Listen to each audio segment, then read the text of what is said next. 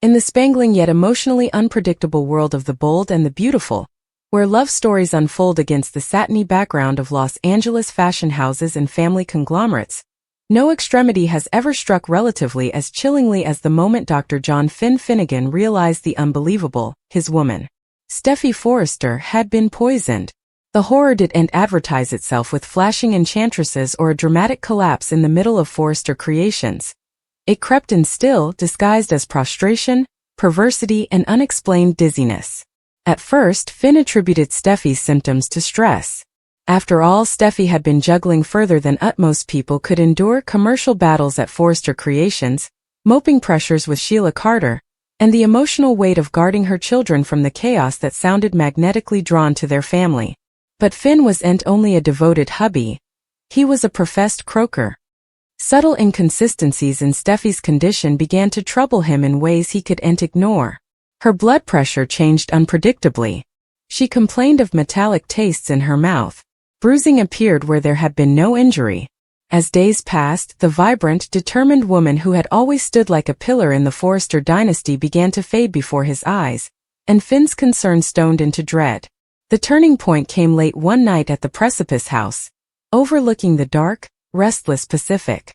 Steffy had claimed she was fine, brushing off Finn's suggestions of farther testing. But when she nearly swooned while put away Kelly into bed, Finn's instincts roared to life. He sustained her, feeling the unnatural bite of her skin, and in that moment the croaker in him overpowered the solace of the hubby who desperately wanted to believe everything was normal. He drew blood himself, rushing samples to the sanitarium lab under strict confidentiality. Hours laterally, alone in his office under sterile fluorescent light, Finn goggled at the toxicology report that made his stomach drop. Elevated situations of a rare emulsion, one not set up in typical specifics, not environmental, not accidental. The attention was low but harmonious, indicating repeated exposure. This wasn't a single mishap. It was deliberate. It was ongoing. Steffy wasn't sick. She was being poisoned. The disclosure exploded in Finn's mind with intimidating clarity. Someone had been totally harming his woman. The counter-accusations were stunning. His studies entwined through every possible source: food, drug, cosmetics, indeed the water filtration system in the house. The Forrester estate was secure, guarded, covered. But the adversary could be anyone with access. Fear warred with fury inside him. Finn flattered himself on rationality, on calm under pressure, but this was Steffy, the mama of his son. The woman who had chosen him over chaos, over history, over old dears. The idea that someone had been sluggishly eroding her health while he slept beside her burned a defensive rage he'd no way known. When Finn eventually told Steffy, the moment was raw and shattering. She watched his face as he explained the toxicology results, her confidence dissolving into stupefied unbelief. Poisoned? The word felt archaic, medieval, commodity out of a puritanical crime novel. Not their ultramodern, high-profile Los Angeles life. Yet the substantiation was clinical and irrefragable. Steffy's first instinct was denial. Who would do this? Why? But indeed, as she asked the questions, a name flitted between them: implied Sheila. Sheila Carter, Finn's natural mama. A woman whose preoccupation with family had formerly bring them peace and nearly their lives ahead. Though Sheila had been quiet lately, experience had tutored them that silence from her was no way safety. It was strategy. Finn still refused to jump to conclusions without evidence. He ordered discreet surveillance checks and tete-a-tete reviewed security footage from the house. Nothing egregious appeared. No breakaways. No suspicious deliveries. Yet the poisoning was harmonious, meaning the source had to be commodity Steffy consumed regularly. Finn examined every vitamin bottle, every tradition, every skincare product line strictly on her vanity. That was when he set up a supplement bottle slightly different in weight than it should have been. The seal appeared complete, but upon near examination, it had been precisely tampered with and resealed. Lab analysis verified it. The capsules inside contained the poisonous emulsion. The consummation shifted the disquisition from abstract fear to concrete treason. Whoever did this had intimate access, not just to the house, but to Steffy's particular space. Finn's studies expanded beyond Sheila.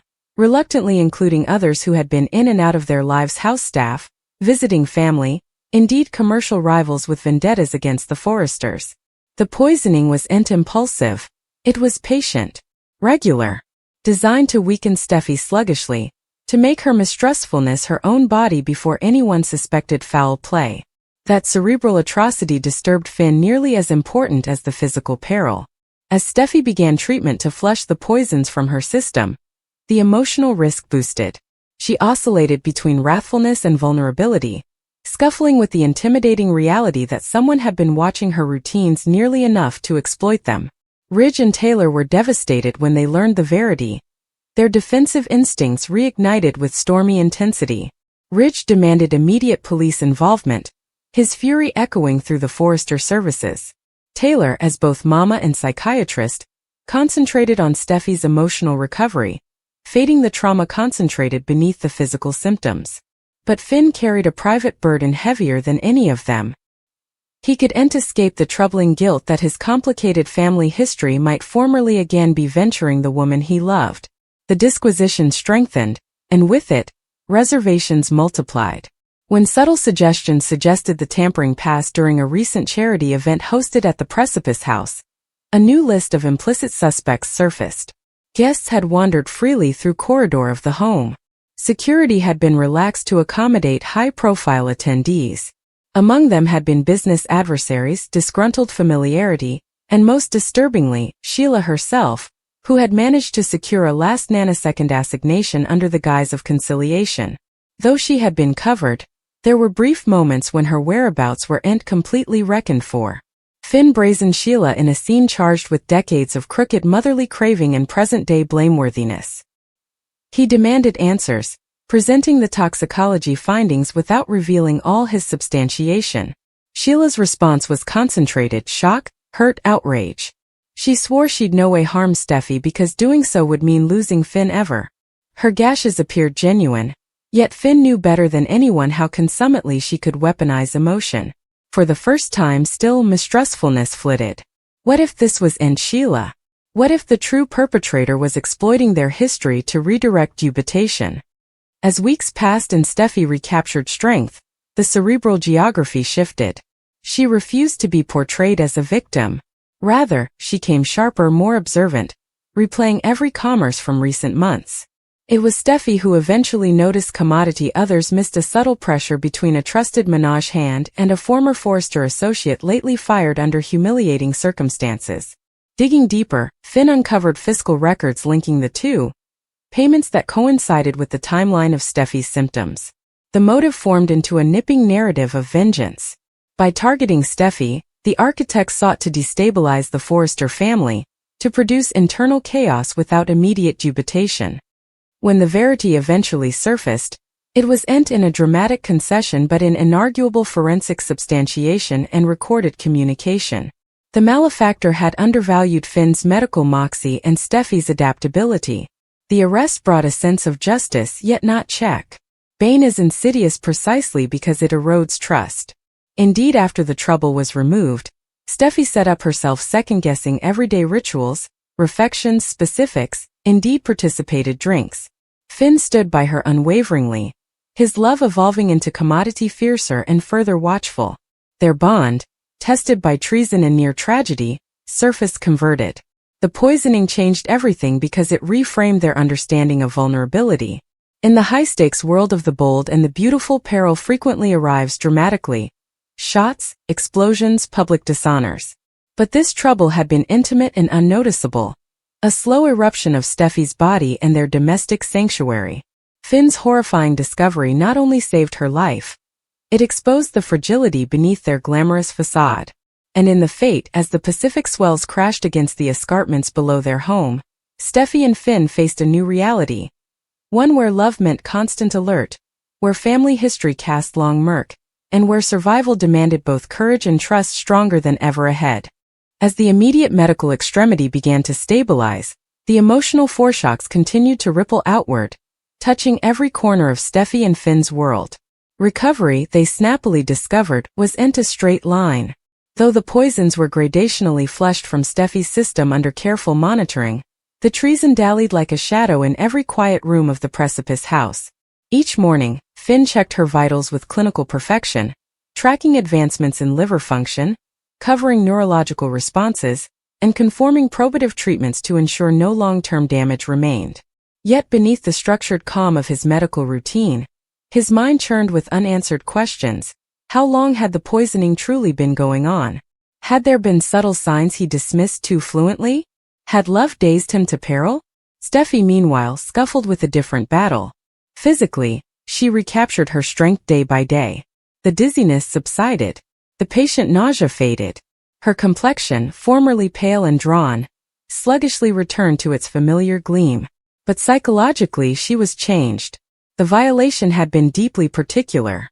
It wasn't an attack offered in public, not a commercial treason fought in boardrooms. It was commodity that happened in her own home, among objects she trusted, routine she no way questioned. The saintship of her space had been traduced. And for someone raised in the ever-turbulent rout of the Forrester family, that loss of control cut deeper than she originally admitted. At Forrester Creations, the atmosphere shifted in subtle but conspicuous ways. News of Steffy's poisoning had been kept largely non-public, but whispers circulated among directors and longtime workers. In a world where image meant everything, the idea that Theco CEO had been the target of an advised attack transferred quiet swells of apprehension through the company.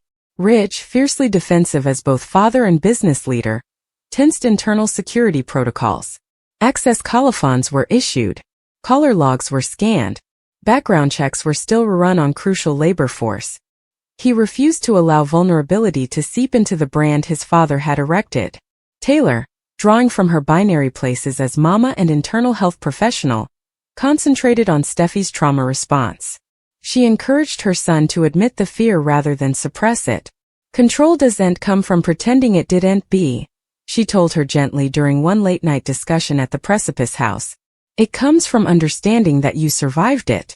Steffy heated, arms folded around herself, gaping out at the ocean. Survival had always been her strength. She had endured romantic heartache, family feuds, near-death jests, and commercial wars.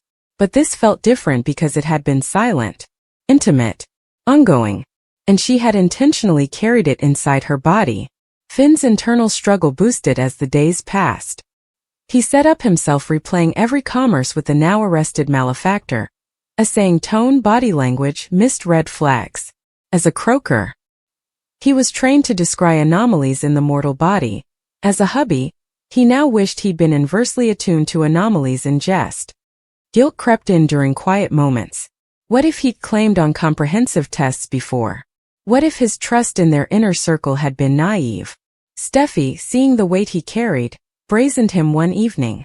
"This isn't on you," she said forcefully, gripping his hand. "The only person responsible is the one who did it." "But I should have seen it sooner," Finn replied, voice thick with subdued emotion. "You were getting sicker, and I kept looking for simple explanations." "You were trying to cover me," she combated. "That's not a failure. That's love." Their discussion marked a turning point.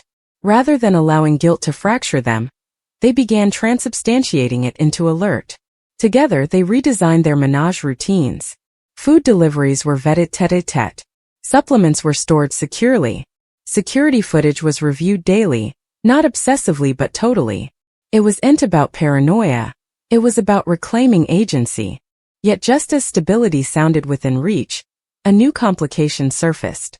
Follow-up blood work revealed trace neurological inflammation, residual goods of the poison that, while treatable, could potentially beget long-term perceptivity if not addressed. Finn's medical training shifted into high gear. He consulted specialists, cross-referenced exploration studies, and developed a visionary care plan. The poison used had been obscure, delicate to trace, and infrequently encountered in standard sanitarium cases.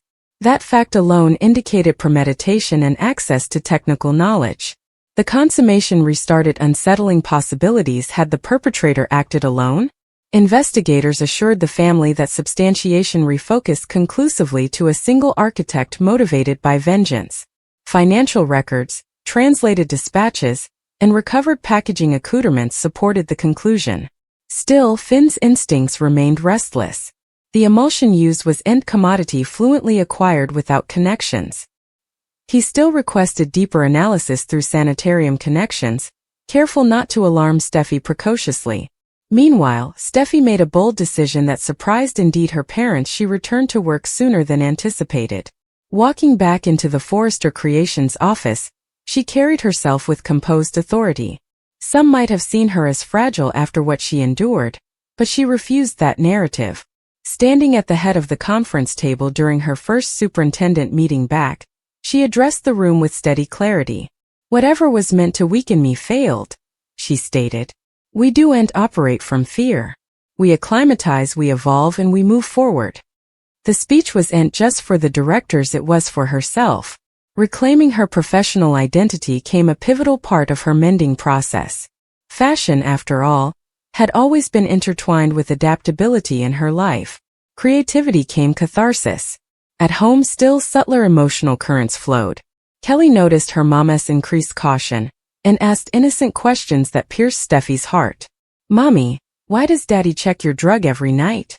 Steffy knelt down, choosing her words precisely. "Because he loves me," she answered vocally. It was true, but it slightly scratched the face of the reality. Finn's disquisition into the poison's origin ultimately uncovered commodity unanticipated. The emulsion had been bought through an conciliator, who had ties to underground pharmaceutical networks preliminarily associated with Black Request distribution cases in Los Angeles. The connection was thin but significant. The original perpetrator may have orchestrated the plan, but someone differently eased the accession. That discovery restarted sanctioned inquiries. When law enforcement pursued the supplier, they uncovered a broader web of lawless deals unconnected to Steffy, but intimidating in compass. Finn grappled with whether to partake the new findings incontinently. He eventually chose translucency. Sitting across from Steffy at the kitchen islet, he laid out the data precisely. She heeded without recoiling. "So there might be someone differently out there who helped?" she asked. "Conceivably," Finn admitted, "but not inescapably someone targeting you. It could have been rigorously transactional." Steffy absorbed the information still. "Also, we stay alert," she said. "But we do'n't let it steal our life." Her strength lowered him. As months passed, the physical substantiation of the fire faded, but its impact reshaped their marriage in profound ways. They communicated more openly than ever ahead, agitating fears they might formerly have dismissed as dramatic. Finn learned to balance medical alert with emotional presence. Steffy learned that allowing herself to lean on him didn't dwindle her independence. Ridge and Taylor gradationally stepped back, comforted by their son's adaptability. The family, though shaken, set up renewed consanity in guarding one another. Indeed, the wider Forrester clan, frequently divided by romantic snares and commercial battles, rallied around Steffy in quiet solidarity. Crisis, ironically, had clarified precedences. The final piece of the mystification surfaced suddenly during a routine follow-up hail related to the felonious case. The central supplier, seeking charity, bared that the poison request had been surprisingly specific, not just the emulsion, but lozenge guidelines calibrated to beget gradational decline rather than immediate casualty. The architect had wanted Steffy weakened, disoriented, maybe discredited professionally, not killed outright. The disclosure was chilling. The intent had been to erode her power, not exclude her life. When Finn participated this detail with Steffy, wrathfulness flitted in her eyes, not sweat but outrage. "They wanted me to look unstable," she realized. "To make me misdoubt myself. And to make others misdoubt you," Finn added. Rather of worsening under that knowledge, Steffy's resoluteness solidified. She honored the strategy as cerebral warfare, and surviving it came her ultimate defiance. In the quiet fate, standing together on the deck overlooking the Pacific, Finn wrapped his arms around her. The ocean stretched endlessly before them, vast and changeable, important like their lives within the world of the bold and the beautiful. The poisoning had been an advised act meant to destabilize, to fracture trust, to sow chaos within one of Los Angeles's most visible families. Rather, it had forged commodity stronger. Finn's horrifying discovery had indeed changed everything, but not in the way their adversary intended. It stripped down complacency. It exposed vulnerabilities. It forced them to defy the fragility of health, security, and indeed perception. Yet it also reaffirmed the foundation beneath it all: unwavering love, participated adaptability, and the turn down to be defined by